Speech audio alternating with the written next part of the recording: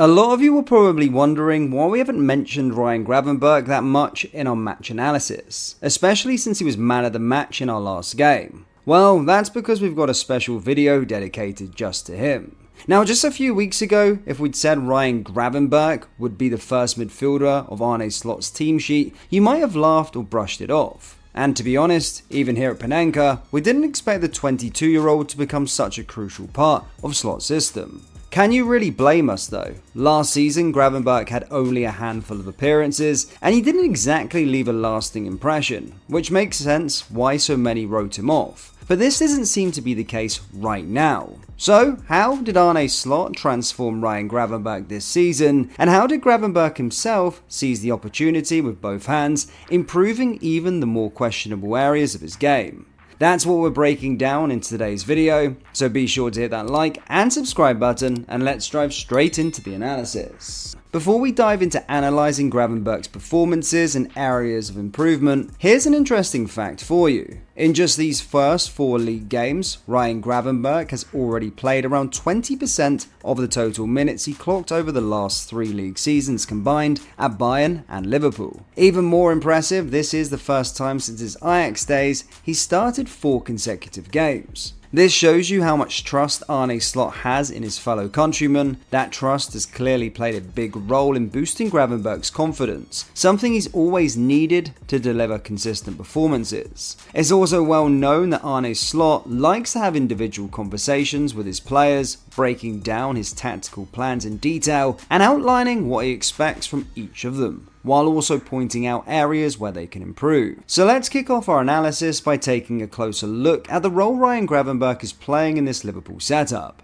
As most of you know by now, Arne Slot primarily uses a fluid 4-3-3 formation, which constantly shifts during games. The build-up can go from 4-2-4 to 3-2-5, and even to a 3-1-6 at times. In this system, you'll always notice Slot's preference for double pivots. One of these pivot spots is often filled by Alexis McAllister, but because of his attacking threat in advanced areas, we frequently see him rotate with Dominik Szoboszlai or push higher up the pitch, leaving space for Trent Alexander-Arnold to invert into. It's all fluid, just the way Slot likes his teams to play. However, the other pivot positions stay consistent, with Ryan Gravenberch anchoring the midfield as the main number 6, holding down the central areas just in front of the back 4. Now, looking at this heat map, you can clearly see how his role has shifted compared to last season, when he was primarily used as a left central midfielder. Now, this is where things get really interesting. Under Klopp, Gravenberch played in a familiar role, one he knew well from his time at Bayern and Ajax. He was used as a ball-carrying left midfielder, tasked with influencing the final third. But as we just explained, Arne Slot took a completely different approach. He shifted Gravenberch into a deeper pivot role, making him the primary receiver during the build-up phase,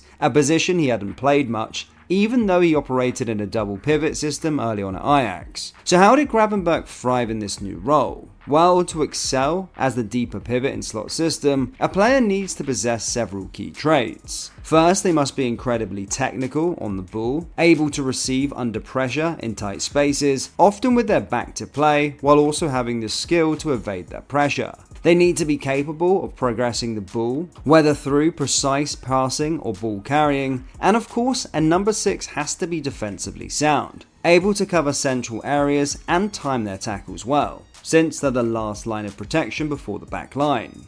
As for Gravenberch, we've always known he's one of the most technically gifted players of his generation. After all, the hype surrounding him in recent years wasn't without reason. He's always had something special.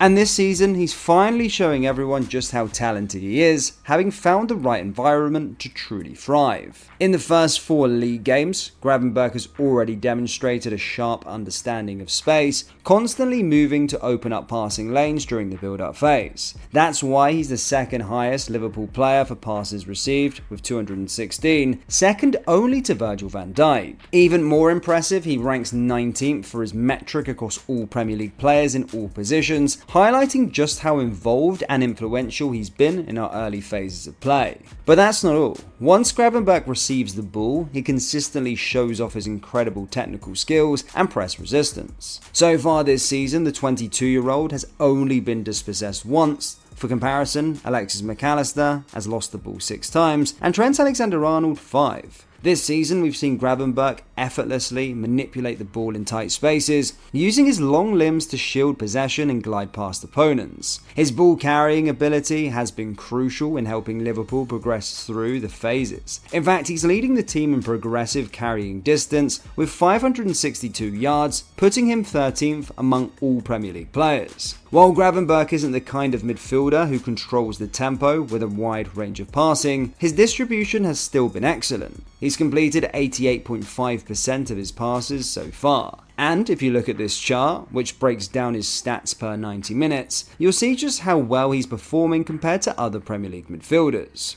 Now, everything we've discussed highlights the qualities we've already known about Gravenberch, right? What's really impressive is how he's adapted and applied those strengths to a completely new role. But there's another side to Gravenberch's game that has always been questioned, and often considered not good enough: his defensive contribution. However, just take a look at this radar chart and you'll see drastic improvement in his defensive abilities compared to last season. Let's be honest, Gravenberch's defensive numbers last season were pretty underwhelming. He ranked in the average to below average percentiles for tackling volume, success rate, and interceptions per 90 minutes. Last season, Gravenberch simply lacked the positional awareness to intercept the ball and the intensity to put in tackles and regain possession. But this season, things look completely different. Now, we're not saying that Arne Slot has turned him into a defensive powerhouse overnight. There's still plenty of room for improvement. However, his new role, where he occupies central and deep spaces without needing to cover large areas, has definitely helped him sharpen the defensive side of his game.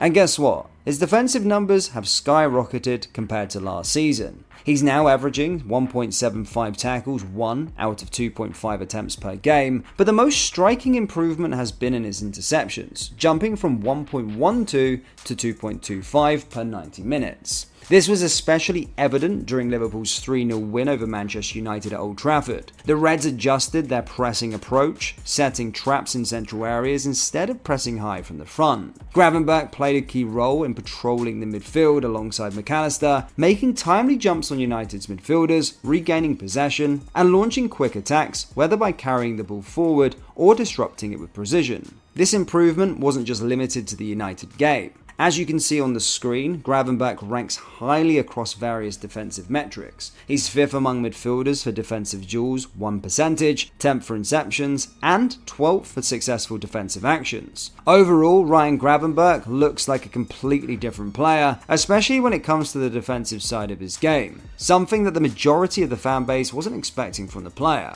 Now, if you take everything we've just discussed, his ability in tight areas, his passing, improved defending, and his knack for progressing the ball through the phases, you get Ryan Gravenberch's recent performance against AC Milan, which earned him the Man of the Match award. The Dutchman was absolutely sensational in the middle of the park, making 7 interceptions during that game, 5 of them in the opposition's half, highlighting his role in helping Liverpool sustain pressure on their opponents. It was his ability to receive the ball behind Milan's initial press that allowed the Reds to lay siege around the Italians, and his line-breaking passes directly led to our 3rd goal of the game. Now, don't get us wrong, we're not saying Liverpool were right to avoid addressing the number 6 position in the last summer transfer window, or that Ryan Gravenberch is the ultimate solution. But let's be honest, we wouldn't have seen this version of him if we had signed someone like Zubimendi, for example. That said, the Reds still need to bring in a controller type of pivot, if only to add some squad depth. Let's knock on wood, but imagine if Gravenberch becomes unavailable for whatever reason. We really doubt that there's another midfielder in the squad who could fill that role at that level he has been playing at.